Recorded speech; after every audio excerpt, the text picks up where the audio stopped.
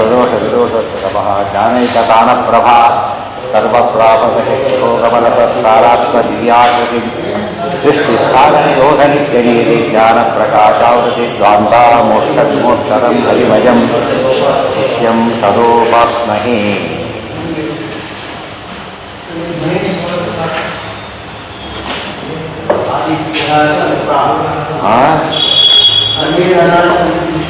ಅದೆಲ್ಲ ಆಯ್ತಿಲ್ಲ. ಆದಿತ್ಯಶ್ಚರೂಪತಃ ತಪಸಾ ಅನಿಯತ್ವ ಚಂದ್ರ ಅರ್ಥ ಹೇಳ್ತಾ ಇದ್ದಾರೆ. ಏನೇನಾಗಿತ್ತು ಈಗ ಅರ್ಥ? ಇದಕ್ಕೆಲ್ಲ ಹೇಳಿದ್ರಾಗಲೇ ಅಗ್ನಿ ಶಬ್ದ ಬಂದದಕ್ಕೆಲ್ಲ ಅರ್ಥ ಹೇಳಿಬಿಟ್ಟು ಈಗ ವಿವಿಧ ಸ್ತೋಣಾಚೈವ ವಿಷ್ಣುಲಿಂಗ ಪರಮಾತ್ಮ ವಿವಿಧ ರೀತಿಯಲ್ಲಿ ಸ್ತೋಣವಂತಾರೆ. ನಮಗೆ ತೋರ್ತಾ ಹೋಗ್ತಾರೆ. ಆದ್ದರಿಂದಾಗಿನೇ ಅಂತ ವಿಷ್ಣುಲಿಂಗ ಅಂತ ಕರೀತಾರೆ. ಪುನರ್ ವಾಯುಸ್ಥಿತಿ ಅರ್ಥ ಮಾಡಕ್ಕೆ ತಿಳ್ಕೊಂಡಿರ್ಬೇಕಲ್ಲ. ಪುನರ್ನಾರಾಯಣಾಧ್ಯಾತ್ಮ ಪ್ರತ್ಯೇಕಂ ಪಂಚರೂಪವಾನ್. ಇಷ್ಟೆಲ್ಲ ಹೀಗೆ ಮಾಡಿ ಒಳಗಿರ್ತಕ್ಕಂಥ ಪರ್ವತ ನೇರವಾಗಿ ಅಜ್ಞಾದಿ ಅಧಿಷ್ಠಾನ ಬೇರೆ, ಪರಮಾತ್ಮನೇ ಬೇರೆ, ನೇರ ಪರಮಾತ್ಮನ ಆರಾಧನೆ ಮಾಡಬೇಕು. ಆದಿತ್ಯ ಸಹ ತಥಾ ಬಾಣ ತಥಾ ದಾನಾತ್ ರಶ್ಮಿ ಸ ರತಿರೂಪತಃ. ದೇವರಿಗೆ ಆದಿತ್ಯ ಅಂತ ಹೆಸರಿದೆ. ವಿಷ್ಣು ಸಹಸ್ರನಾಮದಲ್ಲಿ ಆದಿತ್ಯೋ ಜ್ಯೋತಿರಾದಿತ್ಯ ಅದಕ್ಕೆ ಅರ್ಥ ಹೇಳ್ತಾರೆ. ವಿಷ್ಣು ಸಹಸ್ರನಾಮ ಭಾಷೆ ತಥಾ ಆದಾನ. ಪರಮಾತ್ಮ ಆದಾನ. ಆದಾನ ಅಂದರೆ ತಗೊಳ್ಳೋದು. ಮಾತ್ರ ಭಕ್ತಿಯಿಂದ ಏನು ಕೊಟ್ಟರು ಪರಮಾತ್ಮ ಪ್ರೀತಿಯಿಂದ ಒಳ್ಳೆಯದು ಕೊಟ್ಟು ಸ್ವೀಕಾರ ಮಾಡ್ತಾರಲ್ಲ ಆದಾನ. ಆದಾನ ಶಬ್ದ ಆ ದಾನ ಈ ದಾನ ಆ ಥರ ಅರ್ಥ ಮಾಡಬಾರ್ದು.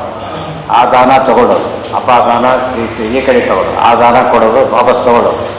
ಆದ್ದರಿಂದ ಪರಮಾತ್ಮರಿಗೆ ಆದಾನವನ್ನು ಮಾಡಿ ಯಾರು ದೇವತೆ ಕೊಟ್ಟರು ರಿಸೀವ್ ಆಗೋದು ಯಾರಿಗೆ? ಯಾವುದು ಕೊಟ್ಟರು ಟ್ರೆಜರಿಗೆ ಹೋಗ್ಬೇಕಲ್ಲ ಆ ಥರ ಅಲ್ಲಿ ಹೋಗೇ ಹೋಗ್ಬೇಕು. ಅದಕ್ಕೆ ಆದಿತ್ಯ ದೇವರ ಹೆಸರಿದೆ. ರಶ್ಮಿ ಅಂತ ದೇವರಿಗೆ ಹೆಸರು. ರತಿರೂಪತಃ ರ ಅಂದರೆ ರತಿ, ರತಿರೂಪನಾದ್ದರಿಂದ ದೇವರು ಏನಂತ ಹೆಸರಿದೆ? ರಶ್ಮಿ ಅಂತ ಹೆಸರಿದೆ. ತಮಸ ಅಹನನೀಯತ್ವ ಅಹಹ. ಅಹಹ ಅಂದ್ರೆ ಹಗಲು. ದೇವರಿಗೆ ಅಹಹ ಅಂತ ಹೆಸರಿದೆ. ಅಹ ಸಂವತ್ಸರೋದಾರ ಇದ್ದೇ ಇದೆಯಲ್ಲ.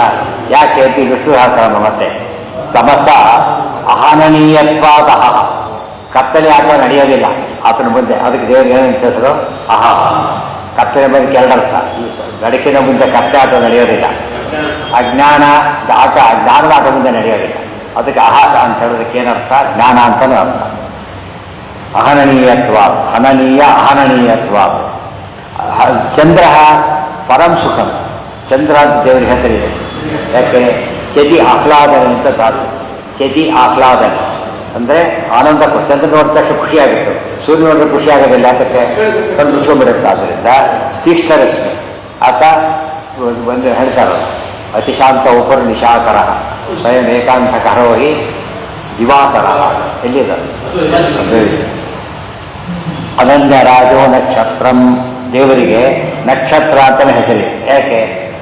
ನಕ್ಷತ್ರ ಕ್ಷತ್ರ ಅಂದರೆ ಕ್ಷತ್ರಿಯ ರಾಜ. ದೇವರಿಗೆ ಇನ್ನೊಬ್ಬ ರಾಜ ಇಲ್ಲ.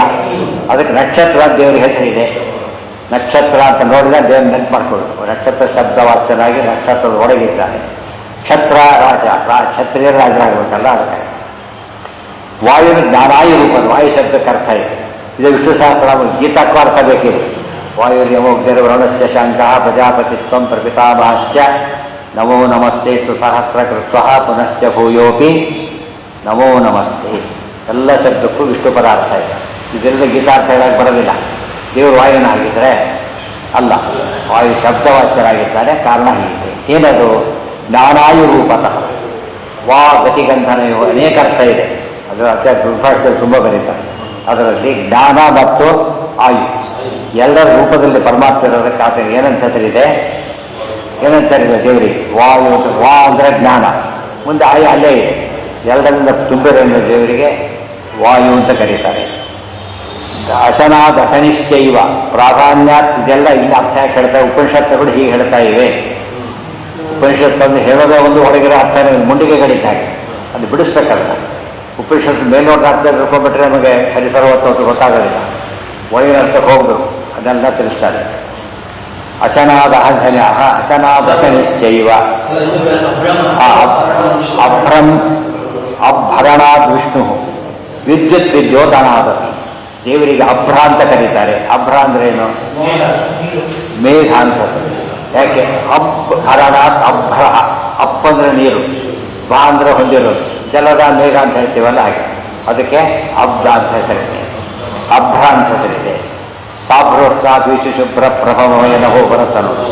ಅಭ್ರಂ ಅಭರಣಾದ್ ವಿಷ್ಣು. ಅಪ್ಪು ಮುಂದೆ ಅದು ಪಕಾರ ಆಗಿರುತ್ತೆ, ಪಕಾರ ಆಗಿತ್ತು. ಅಬ್ಬು ಭರಣಾದ್ ವಿಷ್ಣು. ಏನಾಯ್ತು ಈಗ ಅಭ್ರ ಅಂತ. ಆಮೇಲೆ ವಿದ್ಯೋತನ ಪಳ ಪಳ ಪಳ ಹೊಡಿತಾನೆ ದೇವರು, ಅದಕ್ಕೆ ದೇವರು ವಿದ್ಯುತ್ ಅಂತ ಕರೀತಾರೆ. ಮುಂದೆ ಅಶನಾದ ಅಶನಿಶ್ಚೈವ, ಅದಕ್ಕೆ ನಾಳೆ ಇನ್ನೂ ತುಂಬ ದೇವರ ಮೇಲೆ ಎಷ್ಟು ಅರ್ಥ ಇದೆ, ಎಷ್ಟು ಶಬ್ದಕ್ಕೆ ಇಡೀ ಬ್ರಹ್ಮಸೂತ್ರ ಭಾಷೆಕ್ಕೆಲ್ಲ ಕವನ ನೇತೃತ್ವ ಅಷ್ಟು ದೊಡ್ಡದಾಗಿದೆ. ಬಿಡಿಸ್ತು ಎಲ್ಲ ಇದೆಲ್ಲ ನಿರ್ವಚನಗಳಿಗೆಲ್ಲ ಡಿಕ್ಷನರಿ ಮೀನಿಂಗ್ಗಳಲ್ಲ. ಇಲ್ಲ ಯಾವುದಿದೋ ಶಬ್ದವನ್ನು ಛೇದ ಮಾಡಬೇಕು. ಫೋಟೋ ಬೇರೆ ಎಕ್ಸ್ರೇ ಬೇರೆ ಅಂತೀವಲ್ಲ ಹಾಗೆ.